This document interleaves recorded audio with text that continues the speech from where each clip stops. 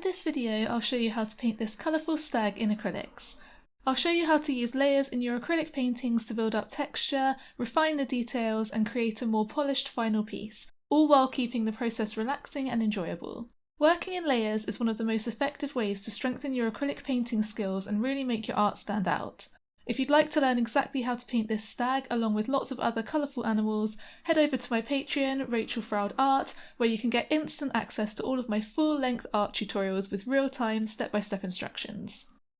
Okay, so before we start painting the fur, we're going to focus on the smaller details of the stag, the eyes and the nose. When I paint animal eyes, I usually paint them in just one layer. The reason for this is that the eye is small and smooth and it doesn't require the same layered texture as fur. Instead, it's all about careful blending and placing the highlights correctly. I use a smaller paintbrush and take my time to get the details just right, especially the highlights that bring the eye to life. Even though the rest of this painting will be very colourful, I prefer to use more natural tones when painting animal eyes, as this helps them to appear more realistic. For the nose, we can start to introduce some brighter colours, but I'd still recommend using a smaller paintbrush so that you can carefully paint those finer details and subtle highlights. Now that the small details are painted, we can start building up the colourful fur layers. If you've seen any of my other animal art videos, you'll know that I love using layers to create fur texture. For the first layer, don't worry about texture at all, just focus on blocking in the lighting and colours. Study your reference image closely and identify where the darkest shadows and brightest highlights are. Understanding your values is key at this stage. I always upload the reference images for my paintings to my full-length tutorials, so if you'd like to use the same reference as me, you can download it from my Patreon.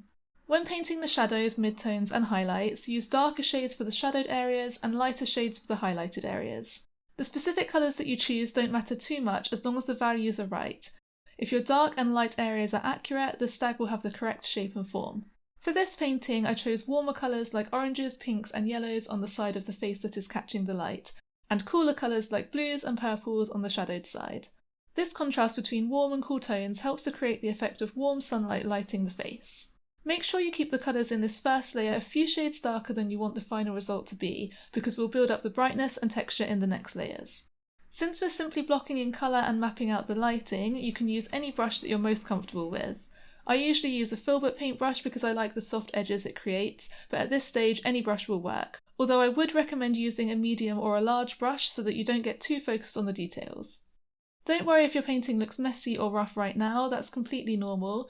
If we stopped at this stage, the painting would look messy and unfinished, but as we continue layering, it will start to look more cohesive and the whole painting will come together. Now we can move on to the second layer where we can start building up the fur texture and increasing the brightness and contrast. Use slightly lighter shades of paint than you did in the first layer and start adding small brush strokes in the direction that the fur grows.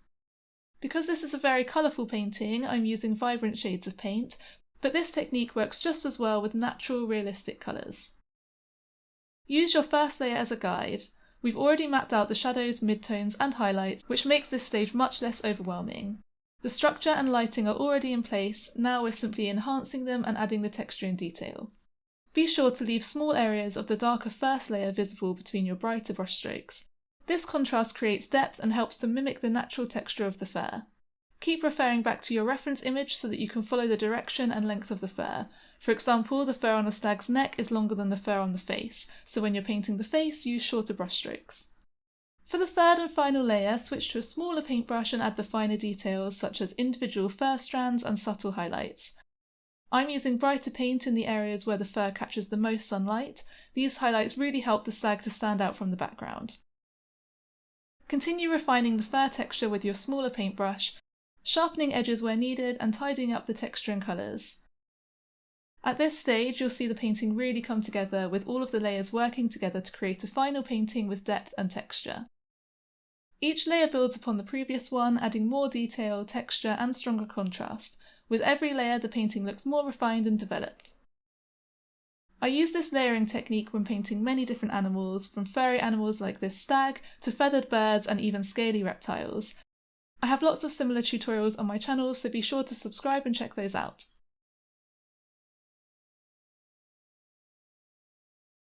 Finally, to finish the painting, we can neaten up the stag's antlers. Even though the antlers have a smoother texture than the fur, adding a second layer really helps to refine the details and clean up any uneven areas. Use this layer to deepen the shadows and brighten the highlights, increasing the contrast and giving them a more polished appearance.